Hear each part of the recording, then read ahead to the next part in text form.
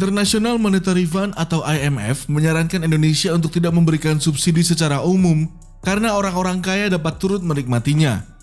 Agar perekonomian dapat tumbuh optimal di masa sulit, subsidi harus fokus menyasar masyarakat miskin dan rentan.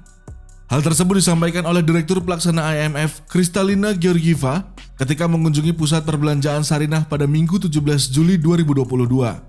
Direktur Pelaksana IMF, Kristalina Georgieva menjelaskan, Indonesia berhasil mencatatkan kinerja perekonomian yang baik ketika pandemi COVID-19, tercermin dari catatan pertumbuhan ekonomi yang terjaga positif. Namun, dia menilai bahwa kinerja itu dapat terus meningkat jika terdapat penyaluran subsidi yang lebih baik. Georgieva menilai bahwa saat ini Indonesia memberikan subsidi secara umum, sehingga siapapun bisa menikmatinya.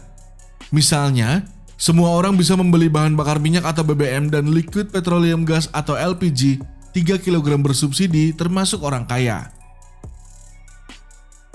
Sangat penting bagi kebijakan fiskal Indonesia untuk tetap fokus dalam memberikan bantuan dengan sasaran yang tepat, bukan dengan memberikan subsidi kepada semua orang termasuk yang kaya, tetapi fokus kepada mereka yang sangat membutuhkan, ujar Georgieva pada Minggu 17 Juli 2022. Menurutnya, penyaluran subsidi yang berlaku umum itu menimbulkan beban anggaran yang terlalu besar. Imbasnya, belanja itu mendorong kenaikan inflasi atau push inflation. Selain mengunjungi Sarinah, bos IMF sebelumnya menyambangi Istana Bogor untuk bertemu Presiden Joko Widodo. Georgieva mengapresiasi penanganan COVID-19 yang sangat baik, memungkinkan pemulihan ekonomi Indonesia terus berjalan kuat.